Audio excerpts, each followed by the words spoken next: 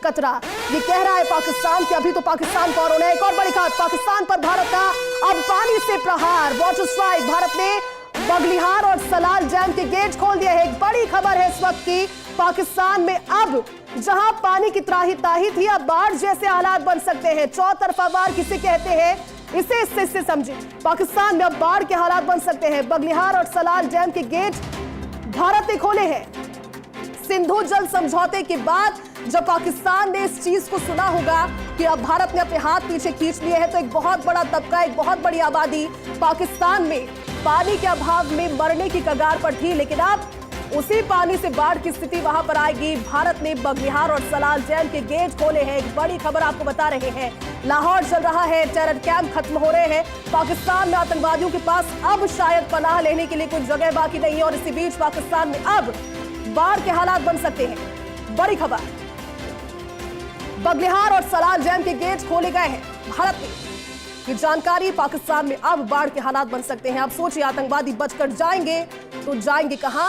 और ये इसीलिए हर एक देशवासी को अब समझ आ रहा है कि पहलगाम के आतंकी हमले के बाद क्यों वो सारी मीटिंग्स हो रही थी, क्यों एनएसए अजीत डोभाल बार बार प्रधानमंत्री से मिल रहे थे, क्यों सर्वदलीय बैठकें हुई, क्यों सीसीएस की बैठक हुई। आज सारे दल भी साथ है, सारे राजनीतिक दल सिर्फ और सिर्फ साथ खड़े होकर पाकिस्तान के आतंकवाद को जड़ से उखाड़ फेंकने की हर कोशिश में समर्थन कर रहे हैं। और ये नजीर है उस देश के लिए जो टूटा हुआ है, बिखरा हुआ है, आज से नहीं न जाने कब से। पाकिस्तान में अब बाढ़ जैसे हालात बन सकते हैं। एक समय थोड़े दिन पहले वाटर स्ट्राइक की जानकारी के बाद जहां पाकिस्तान में मीम्स तैयार होने लगे थे कि पानी के अभाव में दिनचर्या के काम भी पाकिस्तानी के आतंकवादी कैसे करने वाले हैं, वही आवाम अब इस खबर के सामने आने के बाद सकते में और रोने के अलावा बचा क्या है, जब पाकिस्तान में बगलिहार और सलाल डैम के गेट खोले जाने के बाद अब बाढ़ की स्थिति बन सकती है। बाढ़ के हालात पैदा होंगे और बाढ़ के हालात जब पैदा होंगे तो छिपे हुए आतंकवादी किस तरह से बाहर निकल कर आते हैं, मसूद अजहर कैसे बाहर निकल कर आता है, हाफिज सईद कैसे बाहर निकल कर आता है और कैसे भारत के सुरक्षा बलों का, भारत के अदम्य सैनिकों के साहस का वो भी निशाना बनते हैं। मुझे नहीं लगता इस चीज में बहुत ज्यादा समय लगेगा।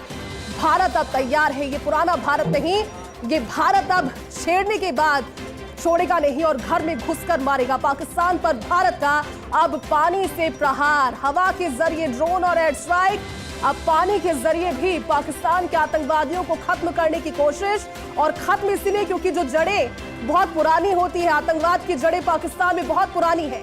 आतंकवाद की उन जड़ों को खोखला करने के लिए, पाकिस्तान के उन मंसूबों को भी तोड़ने के लिए भारत अब बगलिहार और सलाल डैम के गेट खोलेगा। और बगलिहार सलाल डैम के गेट खोलने के बाद वहां पर बाढ़ की स्थिति बनेगी। बाढ़ की स्थिति बनेगी तो आतंकवादी जो छिपे हुए हैं वो बाहर निकल कर आएंगे।